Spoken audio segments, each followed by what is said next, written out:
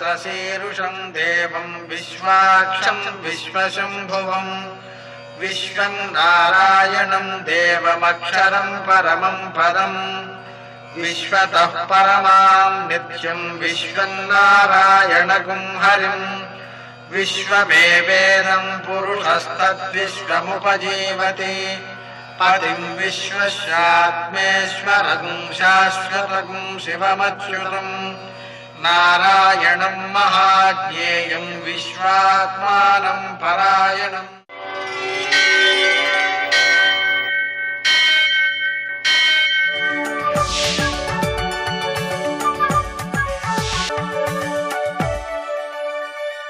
सूर्यशौर्यमथेन्दुरिन्द्रपदवी सन्मङ्गलं मङ्गलम्। పద్మావతి ప్రణయలాలిత ముగ్ధదేహ శ్రీ వెంకటేశరుణమోచనమస్తు మహ్యం. నేటి కాలమాన విశేషాలను గమనిద్దాం. స్వస్తి శ్రీ చాంద్రమాన మన్మథనామ సంవత్సరం ఉత్తరాయణం గ్రీష్మ ఋతువు జ్యేష్ఠమాసం కృష్ణపక్షం శనివారం. సూర్యోదయం 5:45 సూర్యాస్తమయం 6:47. తిథి ద్వాదశి రాత్రి 11:56 వరకు. నక్షత్రం అశ్విని ఉదయం 8:25 వరకు. వర్జం శేషవర్జంగా ఉన్నది ఉదయం 6:08 వరకు. మరల సాయంకాలం 5:34 నుంచి 7:06 వరకు. దుర్ముహూర్తం ఉదయం 5:45 నుంచి 7:29 వరకు. అమృతకాలం రాత్రి 2:44 నుంచి 4:15 వరకు. రాహుకాలం శనివారం కాబట్టి ఉదయం 9 నుంచి 10:30 వరకు. అష్టకౌర్గు రీత్యా శుభప్రదమైన సమయం మధ్యాహ్నం 1:30కు. నేటి విశేషాలు: శనివారం ప్రదోషం కూడా సాయంకాలం ప్రదోష పూజ చేసేటువంటి వారు ఉదయం నుంచి ఉపవాసం ఉంటుంటారు. శనివారం ఒంటిపూట భోజనం చేయడం అనేటువంటి అలవాటు కూడా ఉంటుంది వెంకటేశ్వర స్వామికి ప్రీతికరంగా. శనివారం అనేది ఇటు శివునకు, ఆంజనేయునకు, వెంకటేశ్వర స్వామికి, విష్ణువుకి కూడా అనుకూలమైనది. ఈ ముగ్గురిని ఆరాధించడంలో విశేషం ఏమిటి అంటే, అతి సామాన్యంగా గ్రహములన్నిటిలోనూ కూడా వ్యక్తిని ఇబ్బంది పెట్టేటువంటిదిగా భావించేటువంటిది శని. ఆ కారణంగా శనిదోష నివారణకు ఎక్కువ మంది ప్రాధాన్యం ఇవ్వాల్సి ఉంటుంది, ఇస్తూ ఉంటారు కూడా. అలా ఇచ్చేటప్పుడు ప్రస్తుతము శని వృశ్చిక రాశిలో ఉండడం వల్ల తులా, వృశ్చికము, ధనుస్సు రాశుల వారికి ఏలినాటి శని, సింహరాశి వారికి అర్ధాష్టమ శని, మేషరాశి వారికి అష్టమ శని అనే దోషాలు నడుస్తూ ఉన్న దృష్ట్యా వీరు తప్పనిసరిగా శంకరునికి ఇవాళ శనివారము సాయంత్రం ప్రదోషము ఉంది కాబట్టి, ప్రదోషానికి ఉపవాసం ఉండడం కూడా బాగుంటుంది కాబట్టి, ఉదయం నుంచి సాయంకాలం వరకు కూడా నువ్వుల పూజ చేశారనుకోండి, శని యొక్క దోషం పూర్తిగా తొలగిపోతుంది. ఏమాత్రం సందేహం లేదు. అటువంటి పవిత్రమైన రోజు ఇది. నేటి ఆణిముత్యాలు.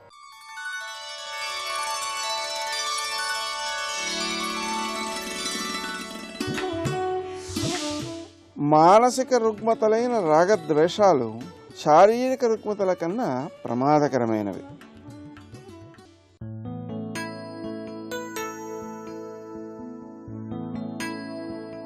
జీవితాన్ని సంపూర్ణంగా అనుభవించగలిగితే కర్మావశేషాలని పూర్తిగా అనుభవించినట్లే.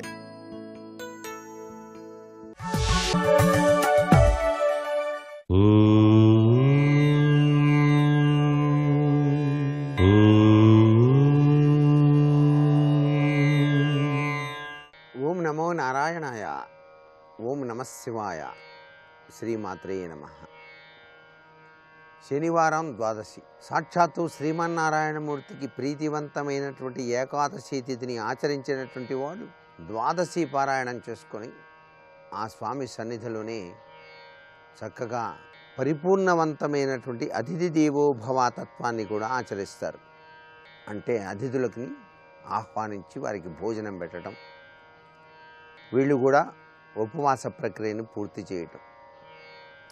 ఇక్కడ జన్మరాహిత్యానికి మార్గహేతువు కనిపిస్తుంది. ఏ వ్యక్తి అయితే ఈ జన్మలో దానం చేస్తాడో తనకు తోచిన చందాన, ఆ దాన ధర్మాల వెనకాల దాగిన పరమార్థ లక్షణమే ఇతని అదృష్టానికి నాంది వాక్యం పలుకుతుంది సుమా అని శ్రీమన్నారాయణుడు తెలియజేశాడు. అందుకనే కడిక బీదవాడైనటువంటి ఆ యొక్క ముఖ్యమైన స్నేహితుడు తన దర్శనానికి వచ్చినప్పుడు, స్నేహితుడు వచ్చాడు అని చెప్పేసి ఎదురేగి అతన్ని సత్కరించి, ఆయన తెచ్చినటువంటి కుచేలుడు తీసుకుని వచ్చినటువంటి అటుకుల మూటను విప్పి మనస్ఫూర్తిగా దాన్ని స్వీకరించి ఆ యొక్క స్నేహితునికి అష్టైశ్వర్య సిద్ధిని కలిగించాడు కృష్ణ పరమాత్మ. ఇక్కడ అతిథి దేవో భవ తత్వంలో దాగిన అద్భుతవంతమైన లక్షణం మనం గ్రహించాలి. అందుకనే పరమాత్మ ఎప్పుడూ కూడాను ఎవరు ఎంత దానం చేసి ఇతరులకి సేవ చేశారో దానికి రెట్టింపు యోగాన్ని ఆ వ్యక్తికి కలిగింపచేస్తాడు అని చెప్పటమే దీనిలో దాగిన పరమార్థ లక్షణం. అందుకే మానవుడై పుట్టిన ప్రతి ఒక్కరూ కూడాను తన్ను తానుగా ఉద్ధరించుకుంటూ ఇతరుల్ని కూడా ఉద్ధరించడానికి కంకణం కట్టుకోవాలి. తను సంపాదించినటువంటి నీతివంతమైన సంపాదనలోని ద్రవ్యాన్ని కొంత పేదలకు, విద్యకు, సంస్థలకు దానం చేసి పునీతుడయి జీవితంలో అదృష్టయోగవంతుడుగా పేరు ప్రఖ్యాతలు గడించాలి సుమా అని చెప్పేటువంటి ప్రక్రియ. లక్ష్మీదేవి అనుగ్రహం పొందాలన్నా గత జన్మలో చేసిన దాన ప్రభావమే ఈ జన్మలో కోటీశ్వర తత్వం. దానం ధర్మం పాత్రత ఎరిగి దానం చేయమన్నారు. ఆ పాత్రత ఎరిగి దానం గనక చేసినట్లయితే సత్ఫలితాన్ని వెనువెంటనే సాధించుకోవటానికి ఆస్కారం ఆ పరమాత్మ కల్పించి తీరుతాడు సుమా అని చెప్పేసి చెబుతోంది శాస్త్రం. అందుకే మనకు ప్రతి నెలా కూడాను ఏకాదశి ఉపవాసాలని, ద్వాదశి పారాయణని, తప్పనిసరిగా అతిథి దేవోభవ సూత్రాన్ని పాటించాలని, ఇవన్నీ మన సాంప్రదాయంలో చెప్పినటువంటి విశిష్ట లక్షణాలన్నమాట. సర్వే జనా సుఖినో భవంతు.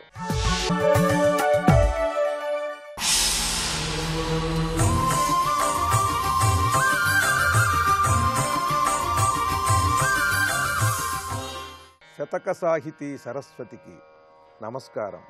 అస్మత్ పితామహ స్వార్జితారాధ్య దైవం బవగుట అస్మదీయోద్ధరణమది ఔర భవద్ధర్మమయ్యే అస్మదనన్యకృద్వాదహైతుకస్మిత సుసంభరిత విస్మయా నందమూర్నిలయ విశ్వేశ్వర మహాలింగ.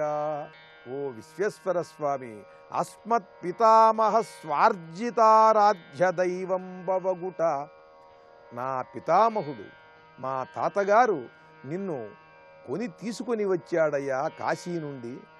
ఆయన తీసుకుని వచ్చి ప్రతిష్ఠించినటువంటి వాడవు కనుక అస్మదీయోద్ధరణమది ఔర భవద్ధర్మమయ్యే, ఆయన సంతతికి చెందినటువంటి వాణ్ణి, ఆయన పౌత్రుడను మనుమడనైనటువంటి నన్ను ఉద్ధరించవలసినటువంటి బాధ్యత నీ ధర్మం. అస్మద్ అనన్యకృద్వాదహైతుకస్మిత సుసంభరిత విస్మయ. ఏమిటి వీడేమిటి?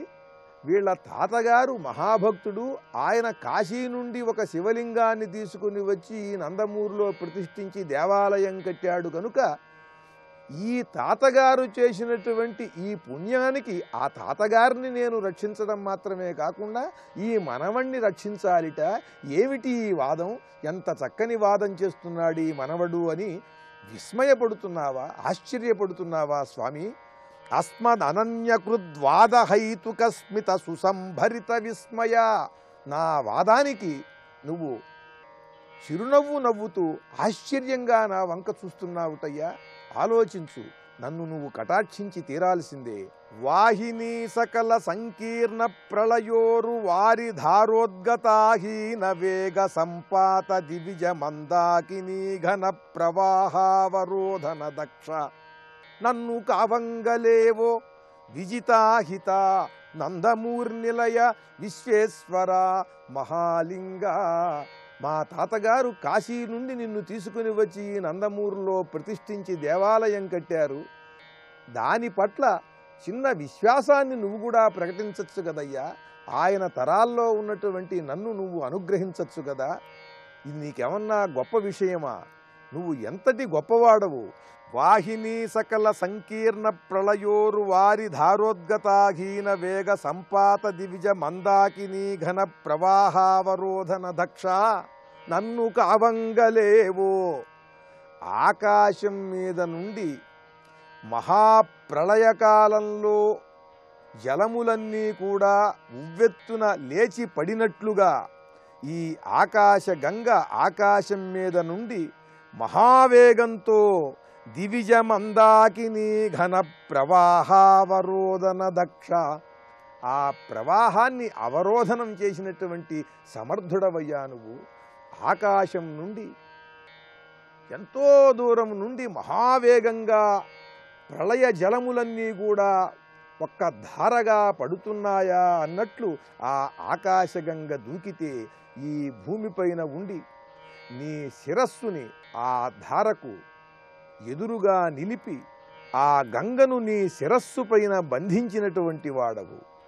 అంత మహాకార్యం చేసినటువంటి వాడికి నన్ను ఉద్ధరించటం నీకేమన్నా గొప్ప విషయంటయ్యా.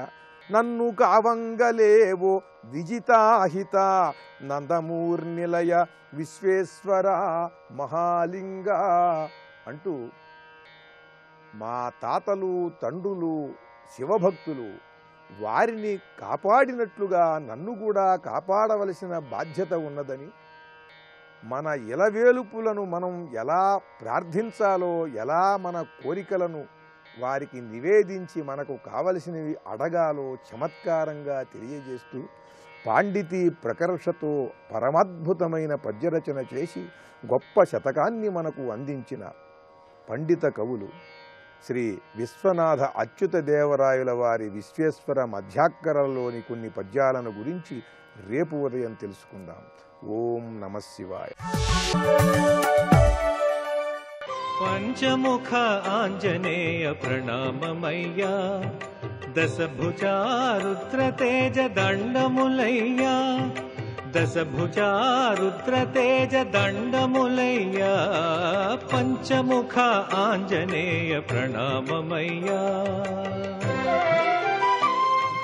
రమభద్రమహేశ్వాస రఘువీర నృపోత్తమా, భో దశాస్యాంతకాస్మాకం రక్షాం దేహి శ్రియంచతే.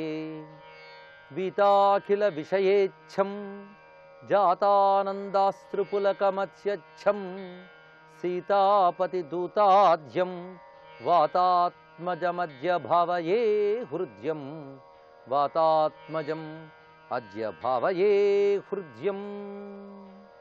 శివాయ గురవే నమః. శ్రీమాత్రే నమః. శ్రీ విష్ణురూపాయ నమః శివాయ. శ్రీరామ జయ రామ జయ జయ రామ.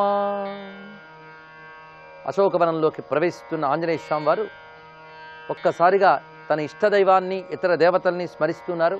దానికి సంబంధించిన శ్లోకాన్ని నిన్న ప్రస్తావన చేసుకున్నాం. ఇదొక మహామంత్రం సదృశమైనటువంటి శ్లోకము. సదృశమేమిటి? ఇదే మహామంత్రం. దీని గురించి ఇతర శాస్త్రముల యందు కూడా ఈ శ్లోకం యొక్క విశేషాన్ని చెప్పడం ఒక ప్రత్యేకత. అందుకు ఇది ఎప్పుడైనా సరే స్మరించిన, దీన్ని పఠించి ఎక్కడికి వెళ్ళినా కార్యసిద్ధి రక్షణ తప్పకుండా లభిస్తాయి. హనుమ కూడా ఇది చదివి అశోకవనంలోకి వెళ్ళాడు, తాను అనుకున్న లక్ష్యాన్ని అక్కడ సాధించాడు. అందుకు ఈ శ్లోకానికి చాలా శక్తి ఉన్నది అని అనుభవం కలిగినటువంటి యోగులు తెలియజేస్తున్న విషయం.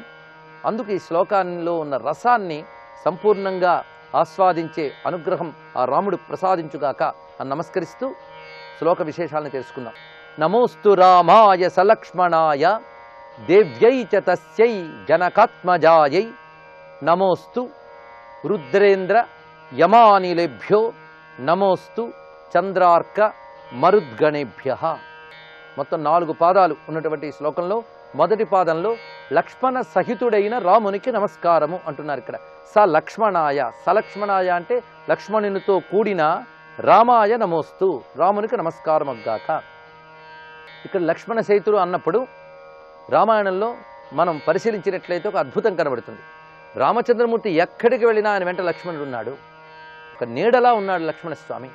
అంతేకాదు ప్రాణ ఇవ బహిహి అంటాడు ఒక చోట వాల్మీకి. రామునికి బహిప్రాణమా అన్నట్టున్నట్ట లక్ష్మణుడు. పైగా ఈ లక్ష్మణుడు రామును అనుసరించడం అనేటువంటిది ఒక మంత్ర విశేషం. ఎందుకంటే రామావతారం ఒక అత్యద్భుతమైన వ్యూహావతారం. నారాయణుడు జగద్రక్షణ కోసం అవతరించినప్పుడు వాసుదేవ బ్రహ్మమైన తాను రాముడిగా వచ్చాడు. ఇక సంకర్షణ, ప్రద్యుమ్న, అనిరుద్ధ అనేటువంటి 3 వ్యూహములు లక్ష్మణ భరత శత్రుఘ్న రూపాలుగా వచ్చాయి. కనుకనే చతుర్వ్యూహాత్మకమైనటువంటి అవతారం రామావతారం. ఇందులో సంకర్షణుడు ఆదిశేషువు ఎప్పుడు రాముని ఉపాసించుకుంటూ అనుసరిస్తూ వస్తున్నాడు. పైగా పూర్ణ బ్రహ్మమైన రామచంద్రమూర్తి యొక్క అవతార కార్య నిర్వహణలో లక్ష్మణుని యొక్క సహకారము సంపూర్ణముగా ఉన్నది. అందుకు లక్ష్మణుడు లేని రాముడు కనబడ్డ రామాయణంలో మనం పరిశీలించినట్లయితే సీత లేని రాముడున్నాడేమో కానీ లక్ష్మణుడు లేని రాముడు లేడు.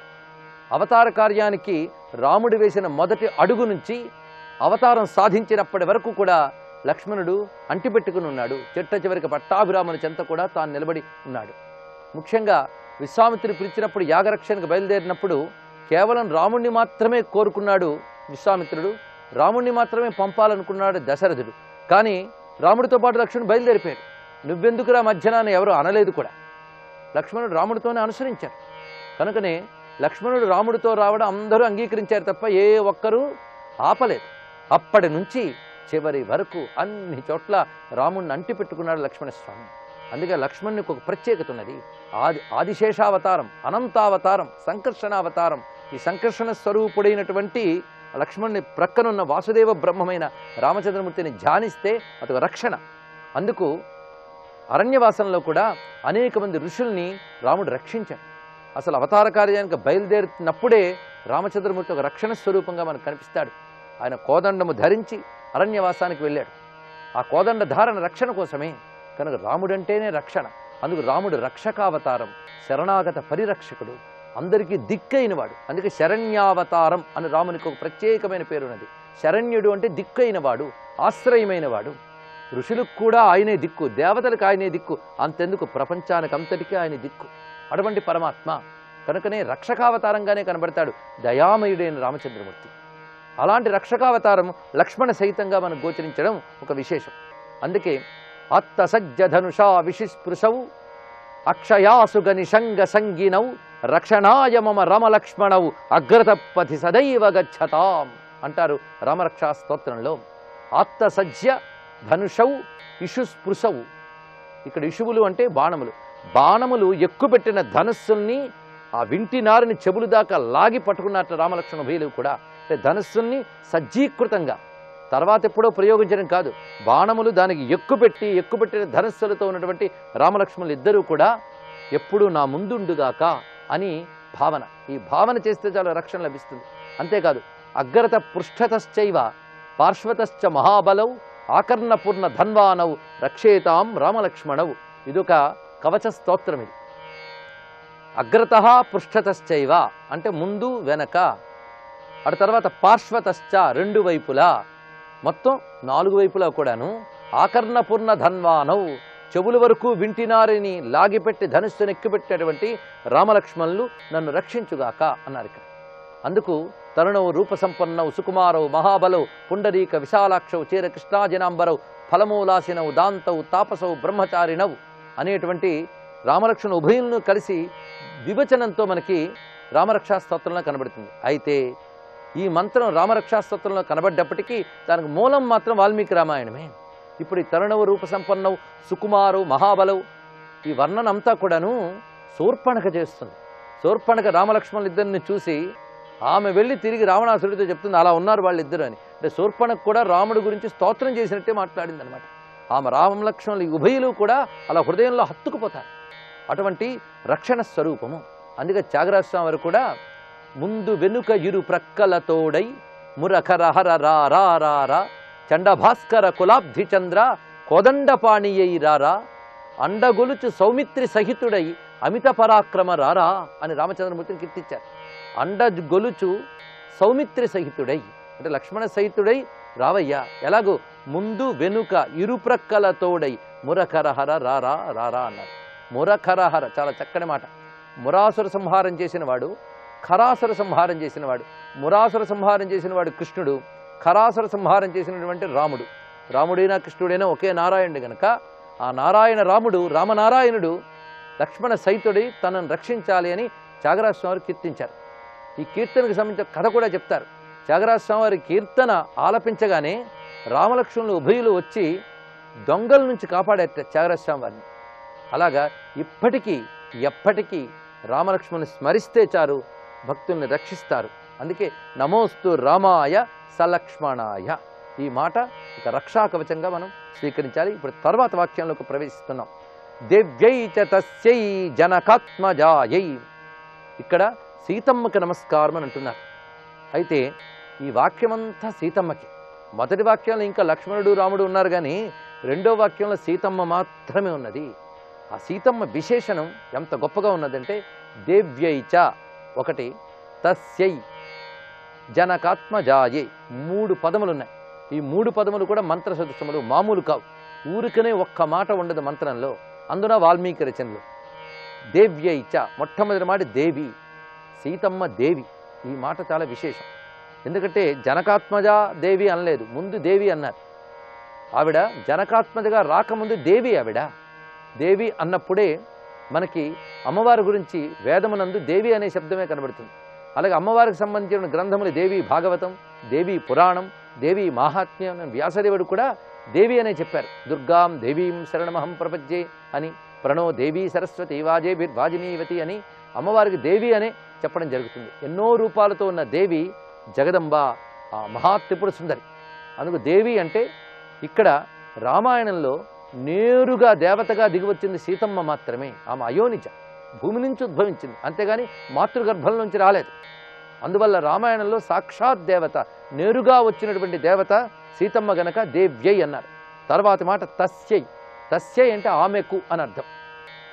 సా అనేటువంటి సంస్కృత పదం చతుర్థి విభక్తిలో తస్యై అవుతుంది, అంటే ఆమెకు నమస్కారము.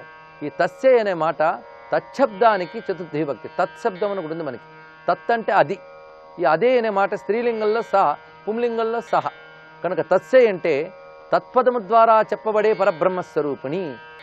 చితిస్తత్పద లక్ష్యార్థ చిదేకర స్వరూపిణి అన్నట్లుగా, తత్సవితుర్వరేణ్యం అన్నట్లుగా గాయత్రీ స్వరూపమైనటువంటి సీతమ్మ. ఎందుకంటే వేదవతి అనడంలోనే ఆవిడ వేదస్వరూపిణి, గాయత్రీ స్వరూపిణి తల్లి. అందుకే దేవ్యై చ తస్యై అన్నారు. ఇక్కడ దేవి అయిన ఆ అనిర్వచనీయమైన పరబ్రహ్మ స్వరూపిణి అయిన జనకాత్మకు నమస్కారము. ఈ వాక్యంలో ఉన్న మరొక అద్భుతమైన స్వారస్యాన్ని రేపు తెలుసుకుందాం. సర్వం శ్రీ సీతారామ చరణారవిందార్పణమస్తు. జై వీర హనుమాన్.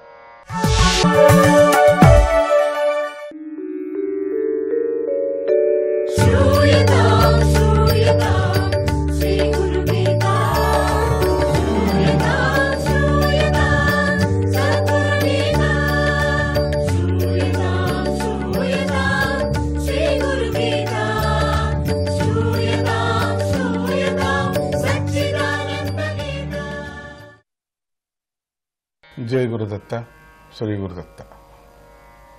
మోహాలలో అతి ప్రమాదకరమైనది కాంతామోహం.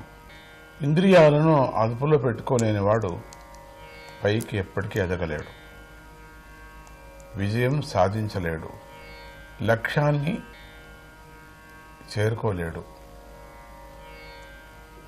కాంతను గౌరవించాలి, తప్పితే అవమానపరచరాదు. వారికి చేతనైనంత సహాయం చేయాలి. వారితో కలిసి లక్ష్యాన్ని సాధించవచ్చు, ఫలాన్ని సమంగా పంచుకోవచ్చు. కానీ ఇంద్రియ చాపల్యంతో మోహం పెంచుకొని చెడు బుద్ధి కలిగి ఉంటే మాత్రం సామాన్యుడే కాదు, సాధకుడు ఉత్తముడు మంచివాడు కూడా రాణించలేడు, ఎదగలేడు. సమూలంగా పతనమైపోతాడు. పులస్య బ్రహ్మవంశంలో పుట్టిన రావణాసురుడు కాంతామోహంలో పడ్డాడు. పుత్ర మిత్ర బంధు సపరివార సమేతంగా నాశనమైపోయాడు. అలాగే 100 మంది కౌరవ యోధులు నశించారు.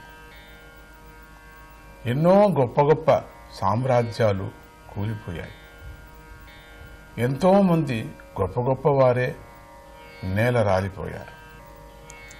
అంత ప్రమాదకరమైనటువంటిది కాంతామోహము. కాబట్టే పలు గ్రంథాల్లోనూ ఎంతోమంది మహాత్ములు ఈ విషయాన్ని చెప్పేటప్పుడు ఇంద్రియ నిగ్రహము కలిగి ఉండాలి అని కఠినంగా చెప్పుకొచ్చారు. కాంతామోహము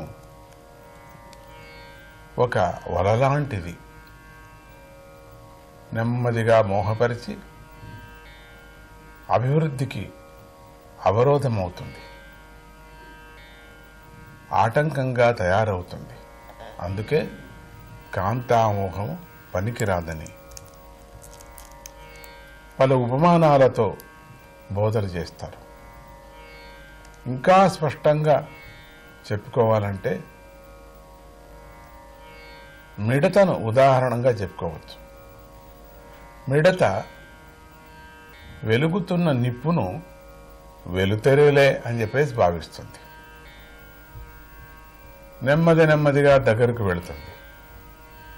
నిప్పు యొక్క వేడిని భరించలేక మాడి మరణిస్తుంది.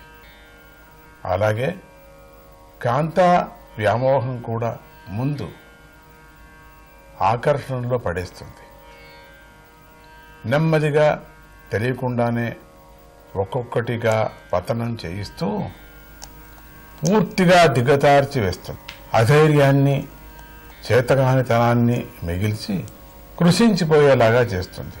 జీవితంలో కోలుకోలేని దెబ్బతీస్తుంది. అవధూత స్వామి శలభాన్ని గురువుగా గ్రహించాడు. సంసార కూపంలో పడిపోవటానికి మూలం తెలుసుకున్నాడు. సాధకుడికి ఇంద్రియ నిగ్రహం విషయంలో ఏమరపాటు పనికిరాదు అని మిడిత మూలకంగా బోధించాడు. ఇది జాగ్రత్తగా అన్ని పురాణాల్లో, అన్ని చిన్న చిన్న ఉపనిషత్తు కథల్లో కూడా మనం చదివేటప్పుడు, పారాయణం చేసేటప్పుడు, ఇంకొకరికి చెప్పేటప్పుడు ఎన్ని ఉదాహరణలు ఇచ్చారో, ఎంత పనికిరానిగా దారిలో వెళ్ళినప్పుడు ఎట్లా వాడు అతపతనాన్ని పొందుతున్నాడు. అదేవిధంగా నెమ్మదిగా తెలియకుండానే ఒక్కొక్కటిగా పతనం చేయిస్తూ పూర్తిగా దిగజార్చి వేస్తుంది. అందుకని కాంతామోహం పనికిరాదు అని చెప్పుకొచ్చారు. ముందు చూస్తామా? జై గురుదేవ్.